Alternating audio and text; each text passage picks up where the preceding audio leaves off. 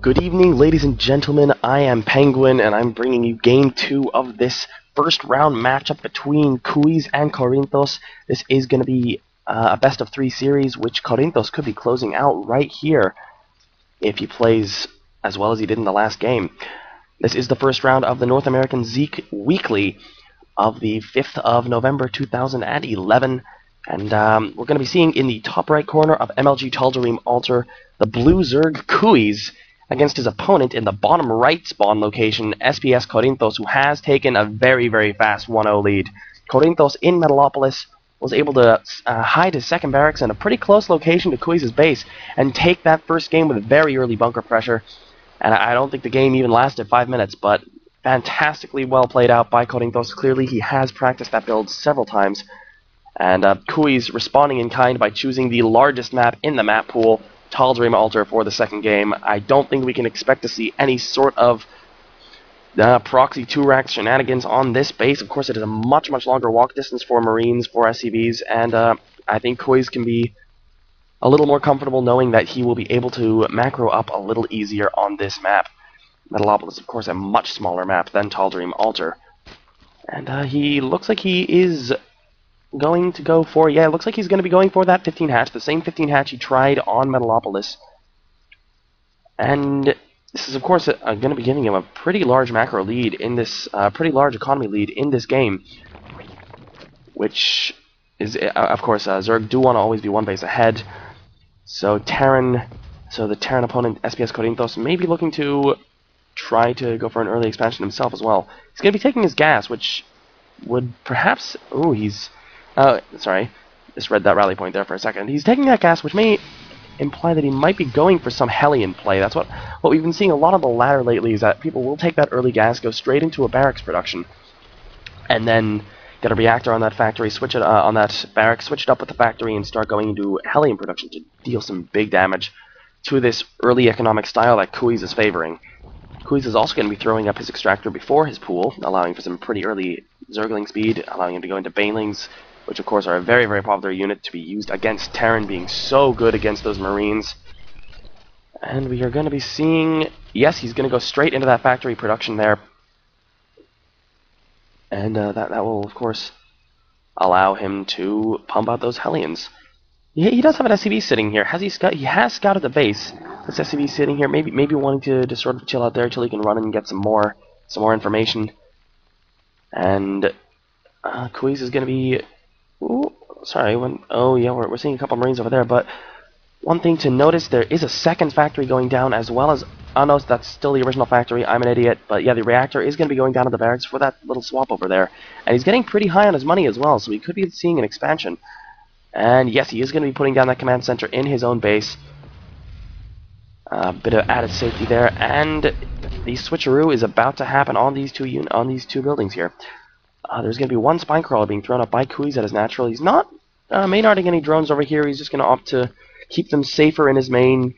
Hellion play is not at all uncommon, so he could just be expecting those Hellions and not wanting to have all of his drones here ready for the roasting.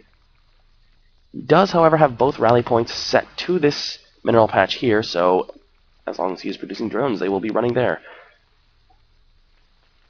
Zergling speed is on the way. He's taking guys off of gas, so we're not going to be seeing some early Baneling play or any other gas-heavy play at all early on anyway. Just when I say that, of course, he puts the guys right back on gas.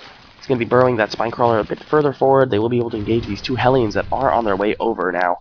Two more Hellions, of course, also in production, will be reinforcing those. A lot of Terrans will opt to be sending in 4 Hellions in their initial squadron, as 4 Hellions, of course, being able to do much more damage, being able to, I think it takes 4 Hellions to one-shot a drone. Let me just double-check that. Yes, they do 14 damage to light, so it does take 3 or 4 hits to be able to one-shot them. He will be opting for this evolution chamber wall at the front, something that is pretty common to be able to sort of shorten the distance through which the Hellions can run, not only forcing them to sort of line up and slowing them down going in, but it also does allow the spine crawler in the front to take a few more pot shots on them.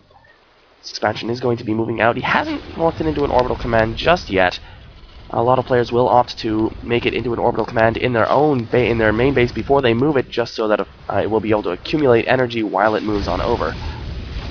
A large number of speedlings now on the field for Kuyzz. He's going to be intelligently not wanting to engage off creep.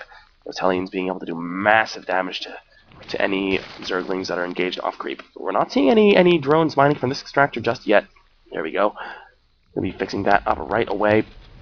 And he is going to be switching into what looks like a pretty heavy marine tank play here.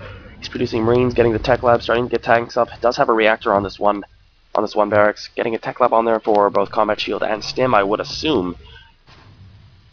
Both, of course, very, very key upgrades in the Terran's army. He does have a bunker up front to be able to slow his opponent down, getting into that base. Kuyzz will be taking down these destructible rocks, readying himself to be able to take that third base whenever he damn well pleases. Drones are going to be transferred back into the main. He's got a bit of an oversaturation problem here, but his saturation is looking very, very nice. He's going to be throwing up a spire. I'm not quite sure about the positioning of that spire. I'm not sure I like it because, of course, it is pretty easy to scout if a Hellion runs in there.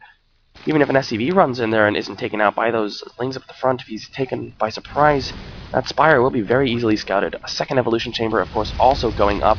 Ooh, we saw a lot of lings roasted by those Hellions. Take a look at the unit lost. He did lose 5 lings. No losses yet on Corinthos' side. Will be canceling that evolution chamber to instead opt for the Baneling nest. While they may be fast and hard to hit, they are still light units, so Banelings do that bonus damage against Hellions as well as Marines. And of course, with this Marine tank push, this impending Marine tank push, Banelings will be very, very helpful.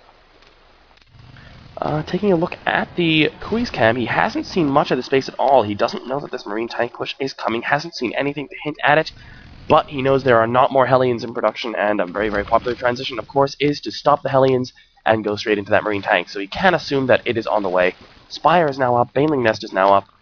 Will not be going for the Baneling speed quite yet, although he does have quite a few units of gas saved up. He will be able to get quite a few Mutalisks. These Hellions finally being taken out by those lings. Pesky Hellions no longer will be able to be giving Corinthos that map control that he so loves. Big push of Marines and tanks coming out here. It will be 25. Actually, no, a lot of the Marines are still at home. We're going to be seeing 18 Marines push out across the map with 2 tanks. Siege mode is done, and a bunker is going to be going down at the front as well. The creep spread not quite allowing that bunker to be as far forward as Corinthos would like. And a missile turret's being set up as well. Looks like he's going for an all-out contain here. Not interested in killing him off right away. But Mutalisks will be pulling in. Of course, Marines being able to do absolutely hellish damage to those Mutalisks. Trying his best to get a couple pot shots off. Not going to be able to. And that missile turret will finish. Bunch of Banelings in the main now. Still does not have Baneling speed. And it's still not on the way. Will lose a Baneling for no real reason there. And this could be a very quick 2-0 by Corinthos here, taking him into the second round. The Mutalisks are going to be doing their best to take out as many things as they possibly can. Going to deny that bunker and deny... No, they won't be able to kill off that SCV. But the scans, of course, they do going to be so helpful in taking out this base here. He hasn't impeded the mining too much, just denying that 4th gas there for Kuyzz at this point. Kuyzz still mining pretty peacefully here, going for that Mutalisk micro. Will not be able to take out that missile turret though, and of course with 1 SCV still being left, he will be able to repair that up to full health. Corinthos has gotten himself a little bit supply blocked right now, but he does have very, very nice contain going for him. And of course these bunkers are going to be able to sort of shut down any worries he has of speed Banelings just coming in and taking those out.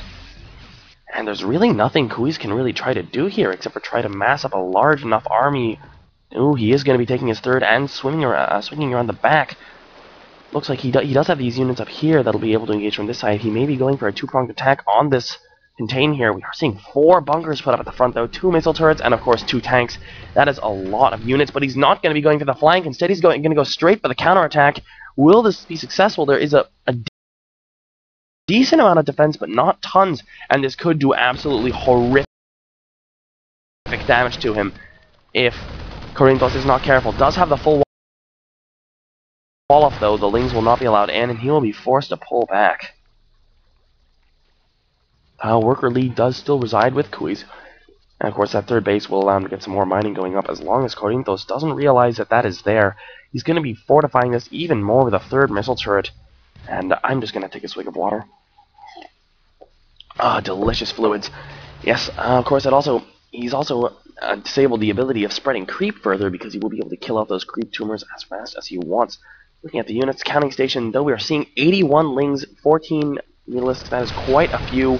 Oh, he's going to be going into the attack from this side. Two-pronged attack coming in. Will he be able to clean this up? It looks like he might be able to clean this up very, very well, losing a couple of banelings on the tanks, and those bunkers are going to be able to fortify this position very, very well.